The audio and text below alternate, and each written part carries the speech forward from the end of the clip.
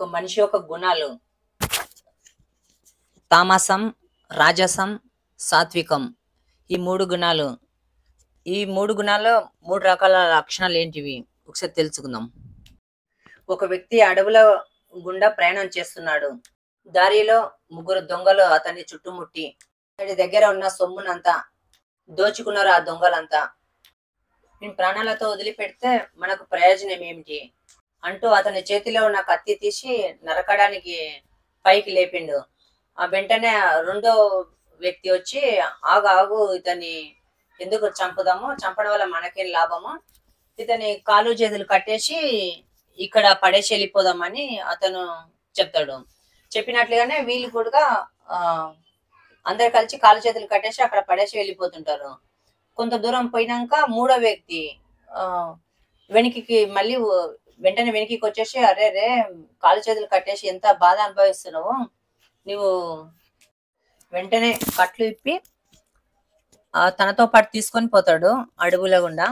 కొంచెం దూరం పోయినాక ఒక రాజా మార్గం దారి కనిపిస్తుంది, చూపిస్తాడు. ఇదిగో ఇది మార్గాన వెళ్ళి అదో కనిపిస్తుంది మీ ఇల్లు, ఈ మార్గాన వెళ్తే నీ ఇల్లు చేరుకుంటావు అని చెప్తాడు ఆ దొంగ. అయితే నేను ఎంతో కృతజ్ఞతడను, నువ్వు నాకు ఎంతో సహాయం చేసినావు, మా ఇంటికి వచ్చి ఆతిథ్యం తీసుకొని వెళ్ళిపో అని అతను చెప్తాడు. చెప్తే ఈ దొంగ ఇలా అంటాడు, వీలు పడది, నేను అక్కడికి వస్తే రక్షక భటులు నన్ను పట్టుకుంటారు, అందుకే నేను రాలేను అక్కడికి అని దొంగ చెప్తాడు. ఈ కథలో సారాంశం ఏంటంటే, మొదటి దొంగ తామసం. తామసం అంటే ఇంకా ఏదైనా నాశనం చేయాలి, వినాశనం చేయాలి. అది మనకు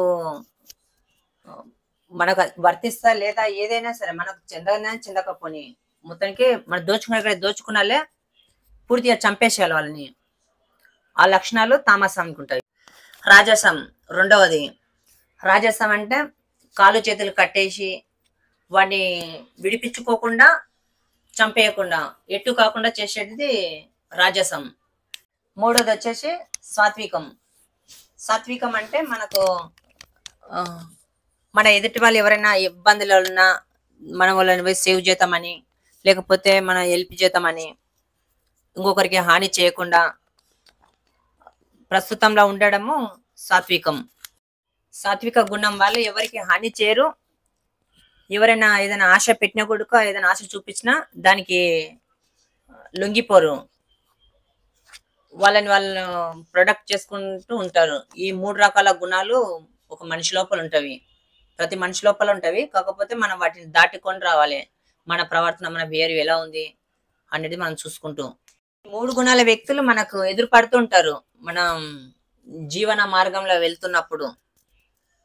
అది జర్నీ ఎక్కడైనా ఏదైనా ఉండొచ్చు, ఒక బిజినెస్ కానీ, ఒక వ్యాపారం కానీ, జాబులు కానీ, ప్రతి ఒక్కరితో వల్ల ఈ 3 ఎదురుపడుతూ ఉంటారు. మనకు తెలుస్తుంటది వీళ్ళు ఏ కోవకు సంబంధించిన వాళ్ళు అని.